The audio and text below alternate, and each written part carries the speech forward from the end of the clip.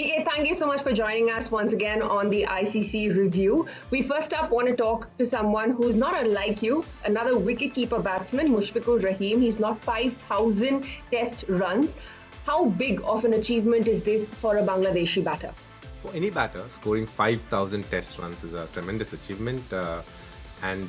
Coming from Bangladesh, it was granted test status much later to a lot of the teams playing right now. So what he's achieved is a phenomenal achievement. And whenever you're a flag bearer or a torch bearer and achieving something first, you always are looked up to and revered, and that is the case with Mushfiqur Rahim. I think a lot of youngsters try and emulate him in that part of the world.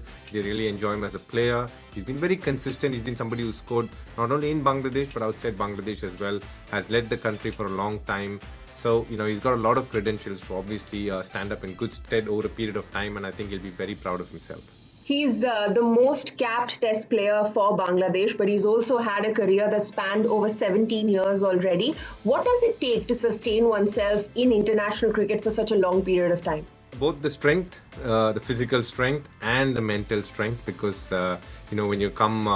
when you play for a period of 17 years, especially as a wicketkeeper batsman, it can take a massive toll on your body. And, he's been somebody who's done keeping a lot through his career, but also done a bit of fielding towards the back end of his career, especially in Test cricket. So obviously somebody who's very fit, who's understood his body very well. Otherwise, it's very hard to keep playing at international level for for 17 years. So credit to him for that. And mental strength, because you will go through some tough phases as a batter, especially when you come from Bangladesh. You play in a lot of wickets which are obviously aided to spin, and you grow up playing on that. It's much comparatively easier to play fast bowlers there than it would be when you go abroad and play fast bowlers. But he's somebody who's done well abroad as well for Bangladesh. So obviously, in his initial phase of his career, through times, he must have found it a little hard initially when he must have toured the other countries. We call them the Sena countries. I'm sure it would have been the same for him when he crossed seas and played in some tough wickets which had more bounce and some quality fast bowlers. So he's come through the grind, and I'm sure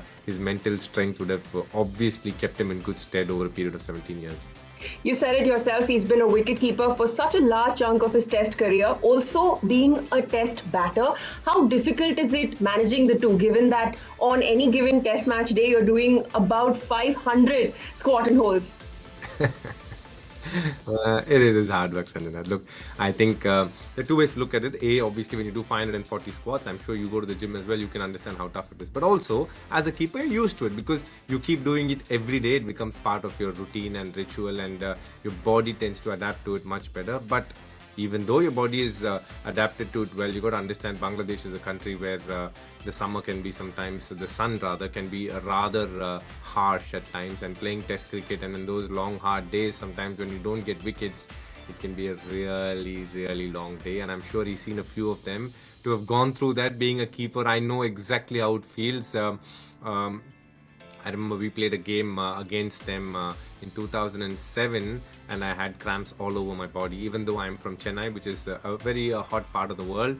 But Bangladesh heat is something else, and it completely sapped my energy, and I was literally about to be admitted into the hospital. That's how hard it can get sometimes playing in the summers of Bangladesh. So credit to him. I think he's done a phenomenal job, and for a wicketkeeper, obviously, it's a lot of hard work. You need to put in the hard yards, and I'm sure over a period of time, he's done a lot of work on his body as well.